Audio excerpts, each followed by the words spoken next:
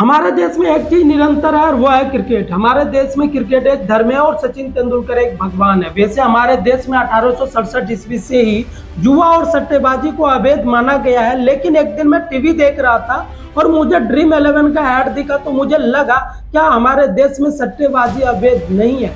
कैसे यह कंपनी भारत में ना बल्कि कानूनी है, जबकि इसके ब्रांड के प्रचारक महेंद्र सिंह धोनी है। नमस्कार दोस्तों, मैं मुकेश चंद्राग और आप सभी का स्वागत है एक और वीडियो में।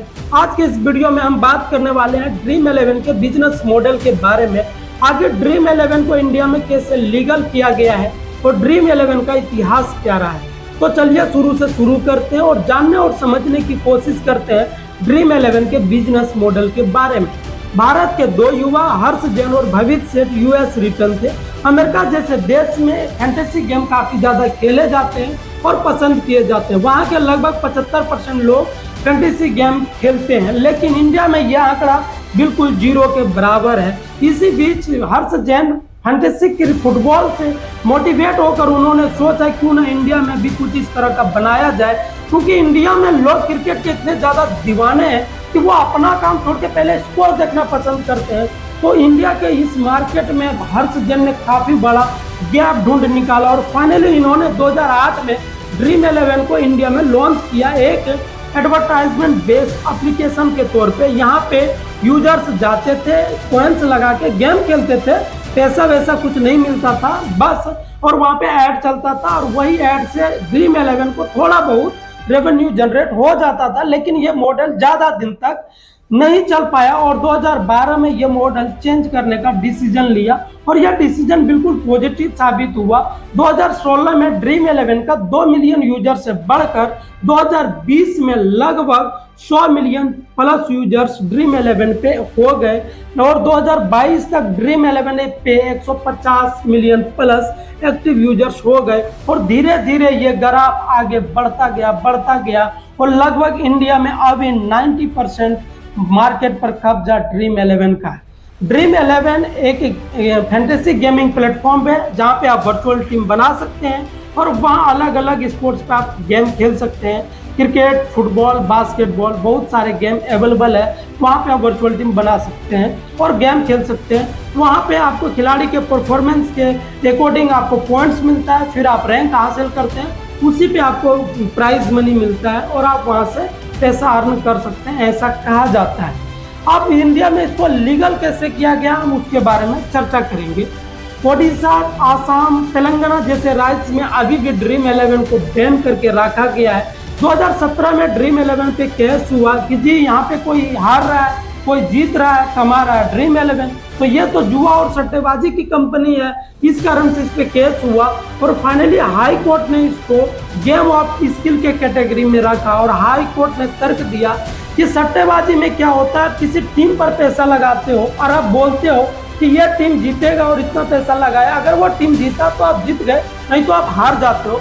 लेकिन ड्रीम 11 में ऐसा कुछ नहीं होता है। ड्रीम 11 पे आप किसी टीम पे पैसा नहीं लगाते हो, आप ड्रीम 11 पे खिलाड़ी पे पैसा लगाते हो और खिलाड़ी पे वैसे पैसा आप नहीं लगाते हो, वहाँ के पिच का रिपोर्ट देखते हो, खिलाड़ी का परफॉर्मेंस देखते हो, फिर आप लगाते हो, फिर टीम बनाते हो, फिर आपको उस खिलाड़ी के परफॉर्मेंस के अकॉर्डिंग आपको पॉइंट्स मिलता है, फिर आपको वहाँ पे आप रैंक हासिल करते हो, फिर आपको प्राइज मनी मिलता है। तो ये गेम ऑफ स्किल है, ये गेम ऑफ चांस नहीं है, इसलिए इंडिया में ड्रीम 11 को लीगल कर दिया गया और सुप्रीम कोर्ट ने भी फाइनली कहा कि जी हाँ, हाई कोर्ट तो सही कह रहा है, ये गेम ऑफ स्किल है, ये गेम ऑफ चांस तो है नहीं, आप तो दिमाग लगा के खेलते हो।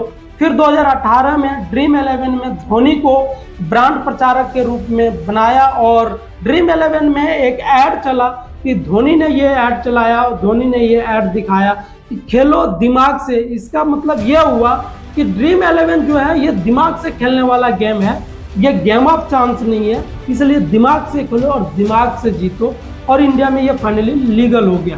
तो अब बात करते हैं कि ड्रीम 11 पे पैसा कैसे कमाता जाता है, इसका बिजनेस मॉडल आखिर है क्या। तो हम एग्जांपल से समझते हैं कि 1,46,00,000 लोग एक टीम पे पैसा लगा रहा है, मतलब एक गेम स्टार्ट होने वाला है दो टीम के बीच, उसमें पैसा लगाने वाला है। एंट्री फी 49 रुपये है। अगर हम 49 रुपया को 1,46,00,000 से मल्टीप्लाई करते हैं तो लगभग 71,54,00,000 के आसपास आता है। तो हम इसको 71 करोड़ मान लेते हैं, और इस मैच का जो प्राइस पोल है वो 54 करोड़ का है। तो प्राइस पोल 54 करोड़ का है, लेकिन पैसा जमा कितना हुआ है? 71 करोड़। जिस 17 करोड़ गया कहाँ? तो यही 17 करोड़ जो गया ये ड्रीम 11 के पास, ये इसका बिजनेस मॉडल है। 17 करोड़ सर्विस चार्ज के रूप में लिया जाता है आपसे, और यही इसका सबसे बड़ा बिजनेस मॉडल है। अब दूसरा चीज क्या है, आप यहाँ पे कम पैसा में गेम खेल सकते हो, कम पैसा लगाते हो और गेम खेल सकते हो।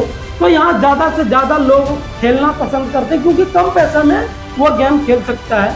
लेकिन यहाँ पे आप पैसा 200 से जब तक आप जीत नहीं लेते हो तब तक आप निकाल नहीं सकते।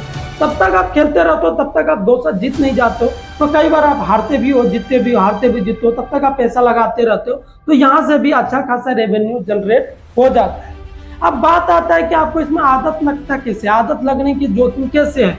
आप देखते होंगे जहां भी ड्रीम 11 का ऐड चलता है तो बोलता है सावधानी से खेलें, आपको इस गेम में आदत लग सकता है। वह इसलिए बोला जाता है क्योंकि आपको आदत कैसे लगता है, ये थोड़ा ईगो से रिलेटेड गेम है।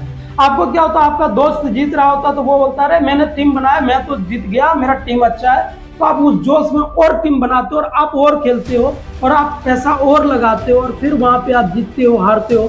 तो धीरे धीरे ये आदत बनते जाता है। दूसरी आदत तो ये बनता है, जब आप डिपॉजिट करते हो तब तक आप 200 नहीं जीतते हो, तब तक आप खेलते रहते हो।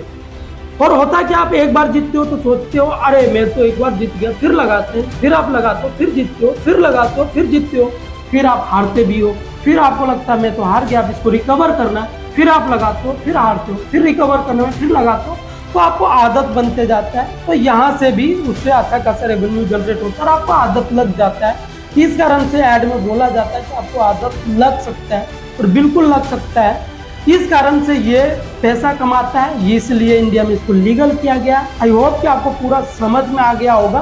फिलहाल ये कंपनी अभी डे बाय डे ग्रोथ में है, रेवेन्यू में भी ग्रोथ में है और प्रॉफिट में भी है, और ये एडवर्टाइजमेंट के काफ़ी ज़्यादा पैसा खर्च भी करते हैं, और अभी ये प्रॉफिटेबल कंपनी है। और इंडिया में फैंटेसी गेम में ये बहुत बड़ा एक यूनिकॉर्न कंपनी बन चुका है इंडिया में। तो ये पूरा ड्रीम 11 का इतिहास है, बिजनेस मॉडल है, और इंडिया में लीगल किया गया है। अगर आपको वीडियो अच्छा लगा हो तो वीडियो को लाइक कर दीजिए, और चैनल पे पहली बार आए तो चैनल को सब्सक्राइब कर दीजिए।